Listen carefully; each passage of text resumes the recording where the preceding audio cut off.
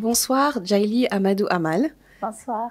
C'est un honneur de vous avoir avec nous aujourd'hui et de pouvoir discuter donc de votre dernière sortie, Le Harem du Roi, qui est un livre qui parle de deux personnes qui vivent ensemble depuis longtemps, un couple d'intellectuels, on va dire. Donc Boussoura, qui est une professeure de lettres, et son mari, médecin, qui vivent une vie heureuse, qui ont des enfants et autres. Mais Séni est un descendant de la famille royale, enfin du Lamida, donc dans le nord du Cameroun, et se retrouve à devenir du jour au lendemain Lamido. Donc c'est là que commence l'intrigue et tous les problèmes qui vont s'en suivre, les sujets de société qui vont être abordés.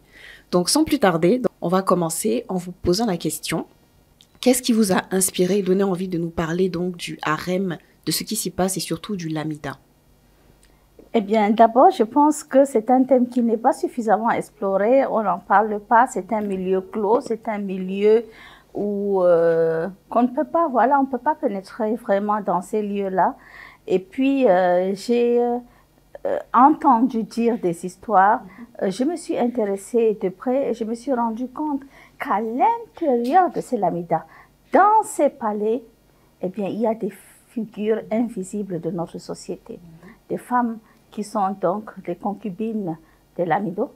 Il y a un harem, mais il y a également, voilà, je pense que c'est un milieu qui mérite quand même, voilà, qu'on s'y attarde un tout petit peu et qu'on s'y promène à travers la littérature. J'ai juste une petite question. Est-ce que les Lamida existent toujours en ce moment dans le nord du Cameroun? Mais bien sûr, bien sûr. Totalement d'actualité, mais pas seulement dans le nord du Cameroun. Le Lamida, c'est tout simplement une chefferie Peul.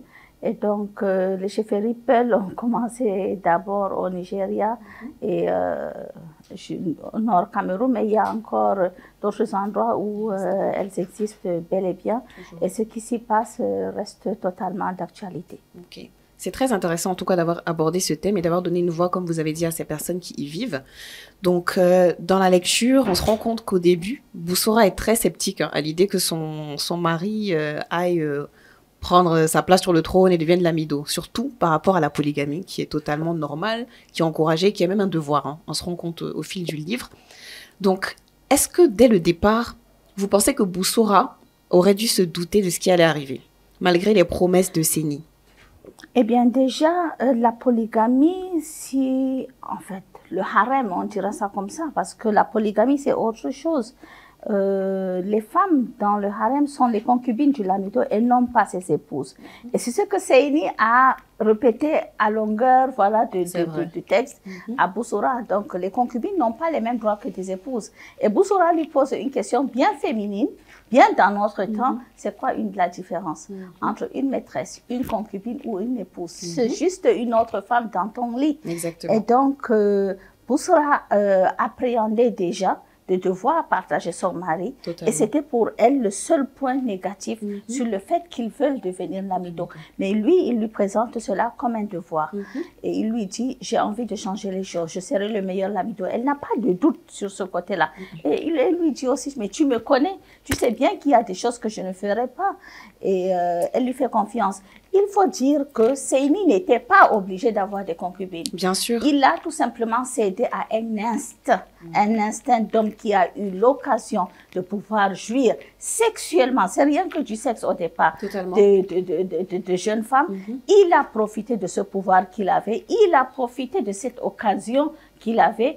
Et puis Boussoura, en tant que femme moderne, instruite, qui connaît sa place et sa valeur, a tout simplement refusé de partager. C'est ça, il n'a pas pu supporter. Parce qu'il faut dire qu'il a quand même dit au départ qu'il n'allait rien faire avec les autres, il allait rester avec elle. Mais comme vous avez dit, il a cédé aux instincts.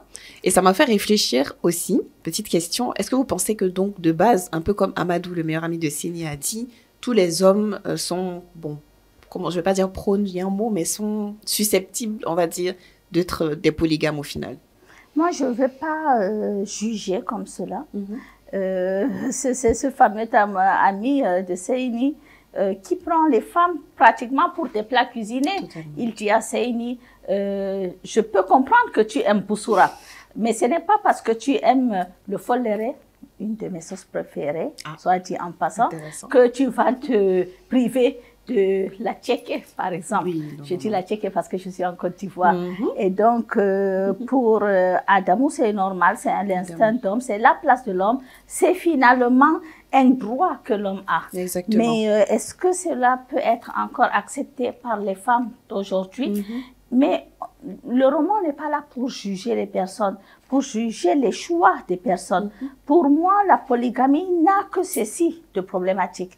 C'est que généralement, c'est la décision unilatérale de l'homme. Mais si la femme est tout à fait d'accord, si une femme entre sciemment dans un foyer polygamique et y trouve sa place, eh bien, c'est pas mon rôle de juger. C'est pas un problème.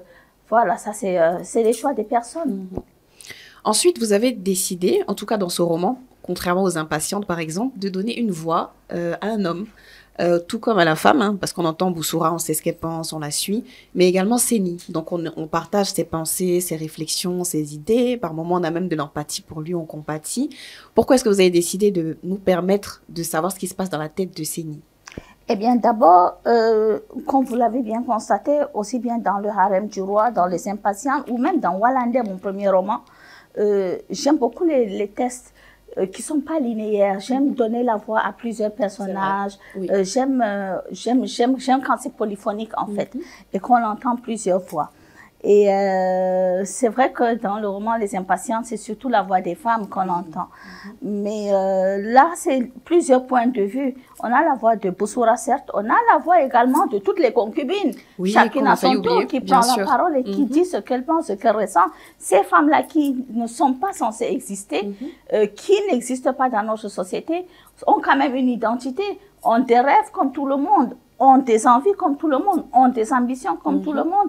Et ce qui se passe dans le harem du roi, finalement, c'est pas juste une question de oui, c'est des femmes, elles sont jalouses, elles se jalousent les unes les autres, elles font tout pour acquérir l'amour de l'homme, etc. Et puis, contrairement à ce qu'on pense, le lamido a ses propres tourments. L'homme qui est censé incarner le pouvoir, la grandeur de la chefferie, qui est censé en profitant d'autant de femmes, il en a quand même une dizaine, est censé être heureux. Mais on se rend compte qu'il n'est pas heureux, il n'est pas épanoui. Il répète à longueur du temps, à longueur du texte, Boussoura, je t'aime, je t'aime. Mais en même temps, il est attiré par les hommes. En même temps, il est rentre, il est pris à son propre piège. Au départ, il a commencé comme ça. Et puis ensuite, bon, une fois que vous avez commencé à profiter, ou plutôt à, je sais pas, je peux pas dire utiliser parce que ça aurait été dramatique si j'utilise ce mot, mais une fois que vous avez commencé donc à avoir des relations avec une femme, vous pouvez pas du jour au lendemain, alors qu'elle habite dans votre harem, la laisser tomber. Et donc il est pris à son propre piège, il ne sait plus comment s'en sortir du tout. Et il ne s'y retrouve pas lui-même. Et puis, quelquefois aussi, il y a des choses, des histoires qui arrivent. Et pour Séni, c'est vrai qu'il n'aime pas forcément toutes les femmes du harem, mais à la fin, il tombe amoureux de l'une d'entre elles. Et c'est une histoire qui vient, c'est une autre histoire qui commence. Et Boussoura, c'est juste une seule question. Qu'est-ce qui est acceptable pour une femme? Qu'est-ce qui ne l'est pas? Qu'est-ce qu'on pardonne? Qu'est-ce qu'on ne peut pas pardonner? Jusqu'où peut aller une femme par amour? Et ce qui est intéressant, c'est la voix des générations aussi des femmes. C'est la voix, on voit les différents points de vue. J'ai deux chapitres qui m'ont marqué particulièrement sur la voix des femmes. Un moment dans le texte où Boussoura discute avec sa mère et sa fille. 3 générations de femmes. Boussoura ne sait pas quoi faire. Séni l'a trompée, elle l'a fui, elle est rentrée chez elle à la maison et elle est dans un désespoir total. Qu'est-ce que je fais? Et sa mère lui dit, mais on ne quitte pas un homme juste parce qu'il a une concubine ou parce qu'il a pris une deuxième femme. Ça reste lui, celui que tu as aimé. Il a été correct. Il est toujours correct, sauf cet écart-là. Mais c'est les hommes. Donc, on ne quitte pas un homme pour ça. On ne quitte pas sa maison, ce qu'on a construit, etc. Juste parce qu'il y a une autre femme. Et sa fille, qui est moderne, qui est jeune, qui est instruite, a tout autre regard. Tu ne vas pas accepter ça. C'est inacceptable, maman. Même si c'est mon père, même si je l'aime, je trouve qu'il t'a trompé, tu devrais demander le divorce. Pour elle, c'est automatique. Et c'est comme ça que les jeunes réfléchissent. Pour eux, c'est voilà, c'est tout noir, c'est tout blanc, pas de nuance de gris. Pas de gris. Et puis, dans un autre chapitre, On voit encore d'autres voix de femmes. La sœur de Boussura, et puis une de ses amies, la femme de ce fameux Adamou, qui est très polygame. Cette première, la première, donc la sœur Boussura, elle a décidé d'être célibataire, de ne pas se marier du tout. Et elle affronte le regard de la société. Et elle explique à quel point c'est difficile pour une femme d'être seule dans une société où on ne reconnaît à la femme que la place d'épouse et la place de mère. Et elle le dit, si je m'achète une nouvelle voiture, c'est parce que c'est un amant qui me l'a donnée. Si j'ai une promotion, c'est sûrement une promotion canapé. Comment est-ce qu'une femme peut décider donc de juste ne pas être mariée? Et tous les jours, je dois me justifier, je dois justifier mon choix et je dois, voilà, affronter le regard des autres, de la communauté et de ma mère qui ne fait que pleurnicher sur le fait que, voilà, je ne veux pas me marier et donc pour cela, il y a un problème. Et puis la voix de cette autre femme qui est instruite également, qui, elle, fait le choix quand son mari décide de prendre une autre femme, de ne pas partir, de ne pas faire de problème. Elle le dit, mais toute la société me juge. D'une part, il y a celles qui m'applaudissent et me disent, oui, tu as bien fait, reste bien chez toi et tout. Et puis, il y a les autres, celles qui sont également instruites comme moi, de ma génération, et qui veulent changer les choses et qui pensent que j'ai quelque part trahi et que je n'ai pas respecté le combat de toutes ces femmes. Et donc, pour elle, elle ne veut pas quitter son mari parce qu'elle l'aime. Elle ne veut pas quitter sa maison parce qu'elle l'a construite. Elle veut que ses enfants aient le même père et grandissent dans un environnement plutôt sain. C'est son choix d'accepter la polygamie. Mais la société le juge, continue à juger. Finalement, je pense qu'en Afrique, le regard de l'autre, le regard d'autre reste extrêmement important pour nous. Peu importe finalement ce qu'on va prendre comme décision, ça sera jugé. Et donc, dans ce roman, peut-être, c'est l'occasion de découvrir plusieurs points de vue des femmes, de lire aussi tous les arguments qu'elles avancent, et peut-être tout simplement à la fin de la lecture, de se dire que chacune prenne ses responsabilités et assume ses choix. Totalement. Je pense que c'est ce que j'ai ressenti aussi en lisant. Je me suis dit, bon, au final, il n'y a pas de mauvaise décision, il n'y a pas de bonne décision, il y a juste ce qui convient à chacun. Et c'est un peu ce qui ressort des discussions, comme vous avez dit, que les femmes ont eu entre elles à plusieurs reprises.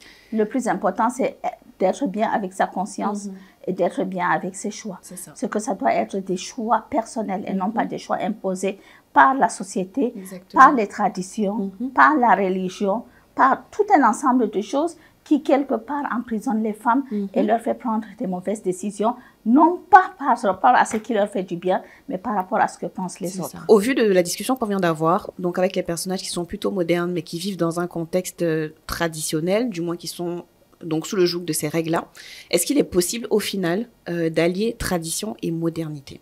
Je pense que les traditions sont créées par les hommes, en réalité, dans une époque où c'était nécessaire. En fait, comment les traditions naissent? Il y a un problème de société qui se pose et puis les vieux voilà, se disent « Ah non, mais il vaut mieux qu'on interdise telle chose ou qu'on instaure telle autre chose. » Et ça devient une tradition parce que c'est perpétué. Mais maintenant, ce n'est pas des règles absolues. Les traditions, c'est extrêmement important, bien entendu, parce que c'est notre identité culturelle. Mais on prend uniquement ce qui nous fait du bien. Et pour le reste, on doit être capable, pour pouvoir avancer dans notre monde d'aujourd'hui, se débarrasser de ces choses-là. Seyni n'est pas une mauvaise personne.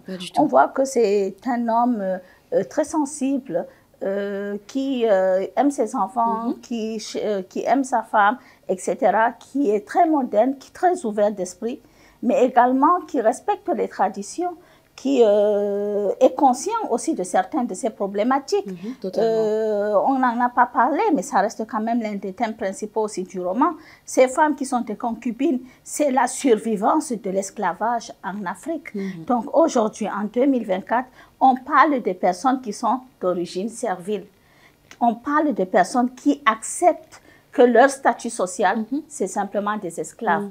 En 2024, il y a des endroits où on peut se permettre d'écrire des attestations ou des lettres d'affranchissement. C'est quand même grave. Incroyable. Et ça, on voit bien que Seyni, lui, ça le dérange, mais il ne sait pas comment se défaire de tout ça. Parce que c'est un système mis en place depuis des siècles. Ça existe, c'est comme ça. Une fois qu'on essaye de bouger les pions, eh bien, c'est finalement toute la chefferie qui s'écroule, tout le fonctionnement du palais, etc. Donc, tout ça, c'est des questions qu'on devrait se poser. Et pour moi, le but du roman, c'est ça, en fait. C'est de dire, aujourd'hui, qu'est-ce qui est acceptable, qu'est-ce qui ne l'est pas, qu'est-ce qu'on devrait faire. Et puis, ne pas oublier aussi que malgré tout, même s'il y a la chefferie traditionnelle et tout ce qui va avec, nous sommes quand même dans un état de droit. Et dans un état de droit, les personnes naissent libres. Et égales, bien sûr. Donc ensuite, je voulais vous demander, on voit souvent, bon, je ne me limite pas uniquement au harem du roi pour cette avant-dernière question, mais même dans les impatientes, on peut se rendre compte que les femmes aussi contribuent fortement donc à la perpétuation de certaines violences, on va dire, ou de certaines discriminations à l'égard des autres femmes. Comment vous pensez qu'on devrait aborder cela en termes de sensibilisation? Je pense qu'aucune maman au monde ne déteste son enfant. Donc, quand on voit que certaines violences sont perpétuées par les femmes elles-mêmes, le cas de l'excision, du mariage forcé, etc., eh bien, je pense que c'est dans un souci de transmission. Les femmes transmettent ce qu'elles ont reçu. Elles ont l'impression que si elles n'ont pas transmis ce qu'elles-mêmes elles ont reçu, c'est qu'elles ont failli quelque part à un devoir, c'est qu'elles ne sont pas des bonnes mères.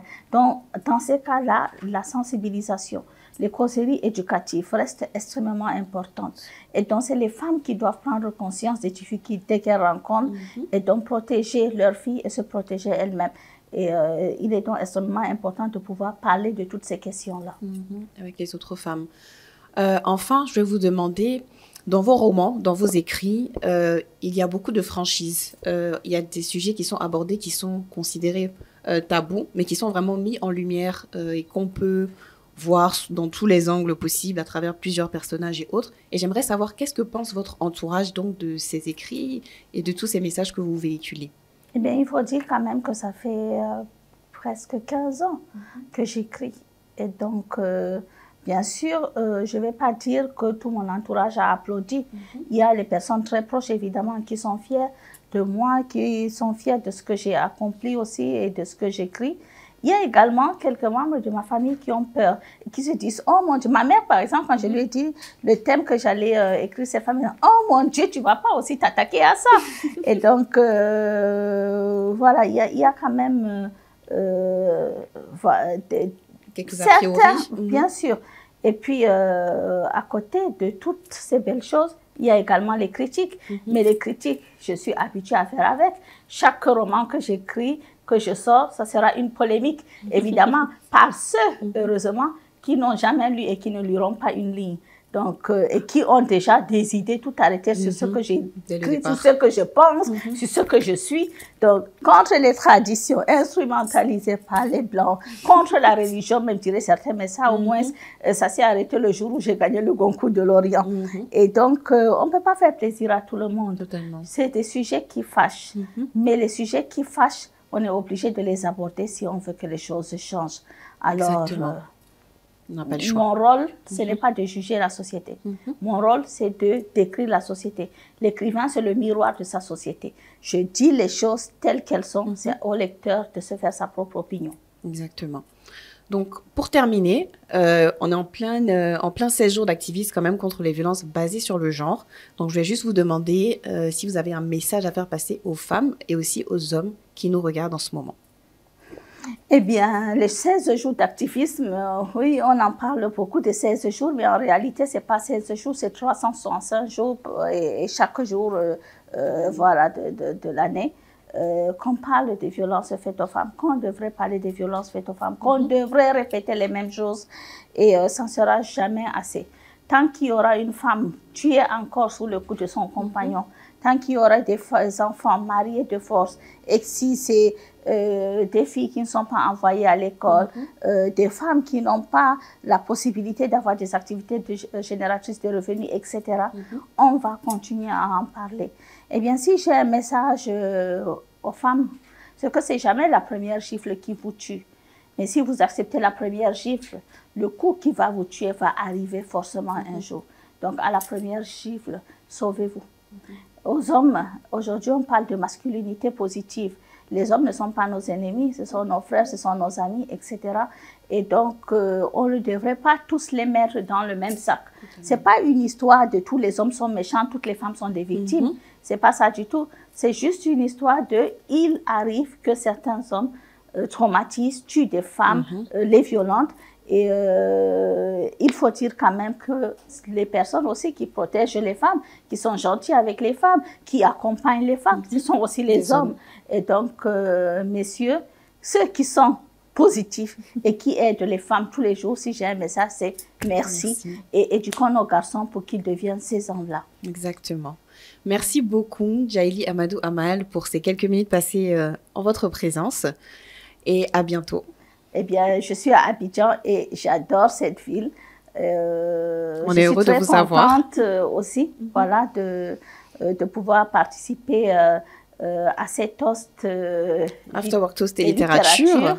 Et puis, je remercie évidemment la régie Poulago pour son invitation. Pour cette belle initiative. Merci et à très bientôt. Au revoir.